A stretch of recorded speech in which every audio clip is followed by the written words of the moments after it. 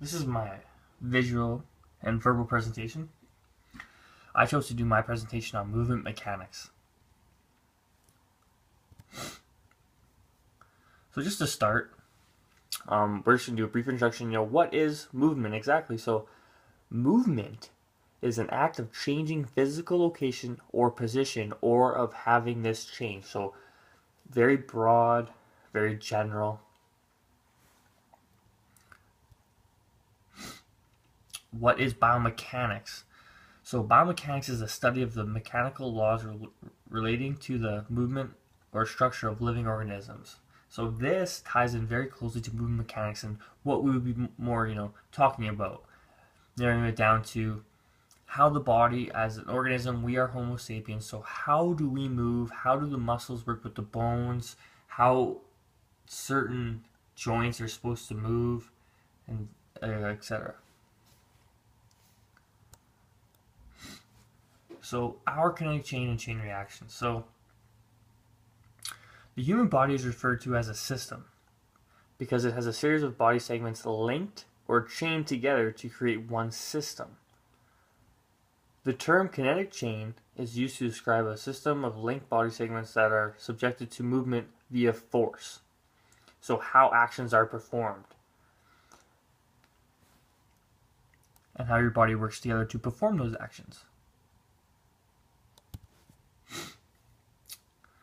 So an example would be jumping. So for movement to occur, force is required. If you look at the picture, he's jumping off the ground. The ground would be the force. So to jump in the air, it requires movement of the foot, ankle, knee, hip, spine, and shoulder joints. The term kinetic chain describes the transmission of forces between the body segments involved in the jump. So everything is working in unison, and it starts from the ground, jumping up, extending the arm, and leaping vertically in the air. Also, other factors that would affect your kinetic chain and chain reactions would be movement factors. So speed, range of motion, degree of physical contact, and there's two types of factors that would affect this. So intrinsic factors and extrinsic factors. So intrinsic factors would be your age, gender, fitness level, skill level, muscle development, skeletal abnormalities. And examples of extrinsic factors would be gravity, ground reaction, and environment. So once again, extrinsic would be your the ground that he's jumping off of, and intrinsic would be what's going on inside. So himself. Okay, moving on to human posture. So what is human posture and why is it significant? So human posture is the position that provides the strongest foundation, maximal support, and efficient transfer of energy, force, while minimizing excessive stress, protecting against injury or deformity during rest and activity. So it pretty much says it right in the definition. Why is it important? Well, we have maximal support, energy transfer, minimizing stress, protecting against injury and deformity. So having good human posture is very, very beneficial to your human existence.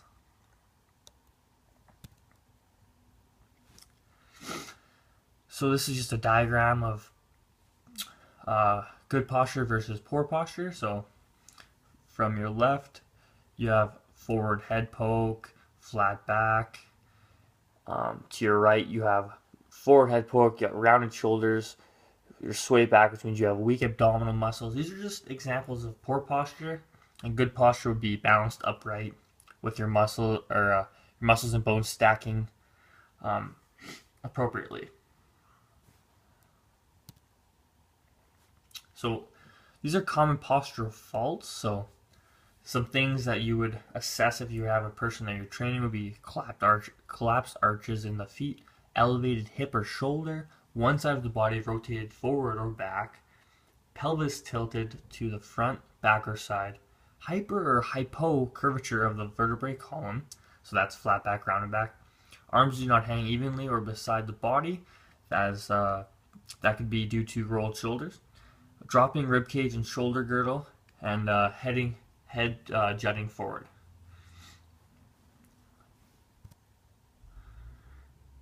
So functional postural issues. So functional postural issues generally result from muscle imbalances in the secondary curves caused from over and under use of past injuries, habit, work, motion, and external forces such as gravity.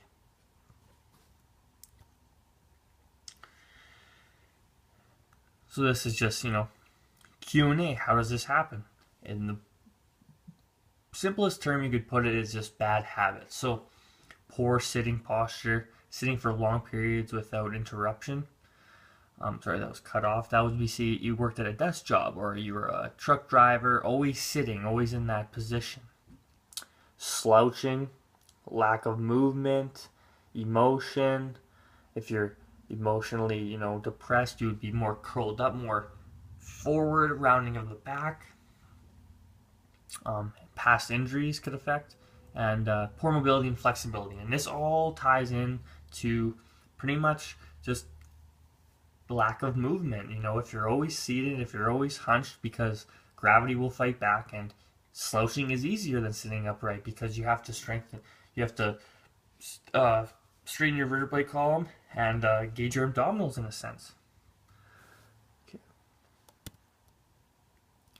This is a pretty funny picture I found, and this is a young guy, he's probably 2, a toddler, and he has he has an ideal squat, is absolutely perfect. So strong lumbar, crease of the hips below parallel, weight is on his heels, feet shoulder width apart, knees cracking over but not beyond the toes. He has an upright torso, and his head is in neutral position.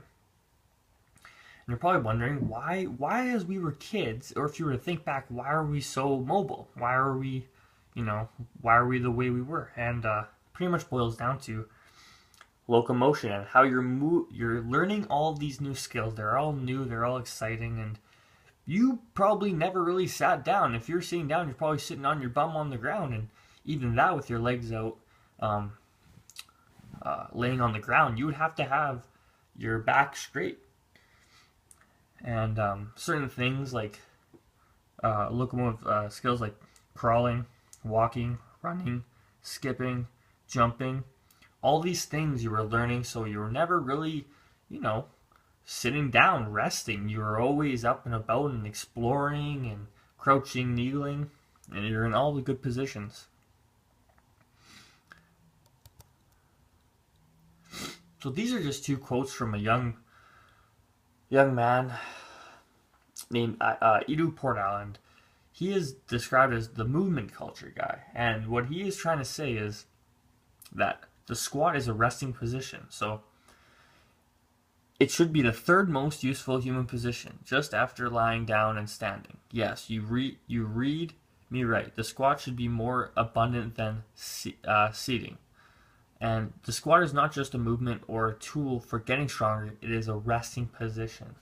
So many people would say, when you think of squat, you would think of the exercise squat. So going down, performing heavy squat, and getting stronger. And that is 100% correct. But when we were kids, we never really realized that. Maybe we were playing in the sandbox, but the squat was a resting position. And not just a squat, this is just an example, but movement in general. We were always moving and we were always limber. So,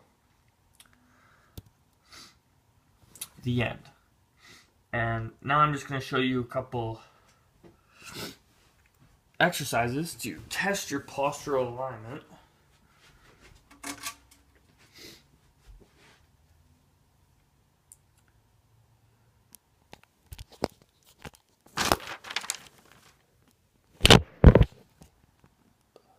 These are just some exercises to test your posture. You'd find a wall, put your heels against the wall, shoulders against the wall, and head against the wall. So I have okay posture. You'll see the one fault I have, but so your head's back. This is causing my lower back to come off the wall. So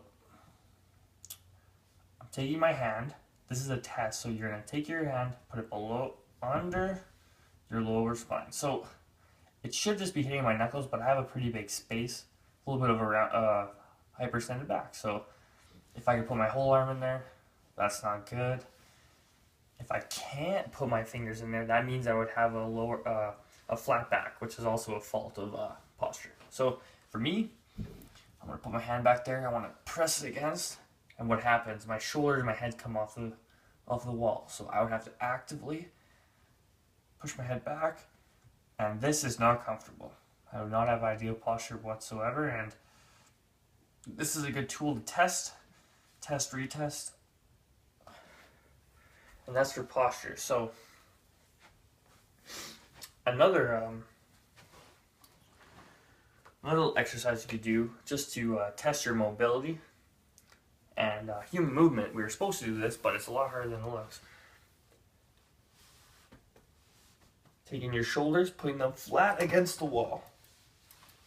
Simple enough. Everyone should be able to do this. But now I'm gonna slowly go above. So we're gonna go up, up, up, trying to keep my elbows on the wall. So going up, up, up, up, up, and my elbows are off.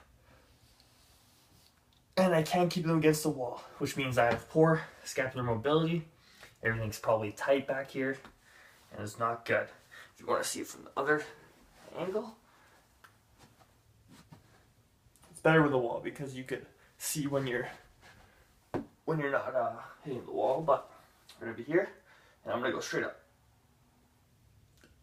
It's hard. I'm trying to fight it, and you can see they've gone ahead where I want them to go straight up. So those are just two activities to test your movement mechanics and see just how the body's supposed to work, and maybe you're tight in certain areas, or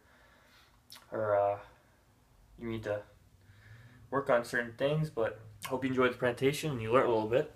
I know I did about my flexibility. Thank you.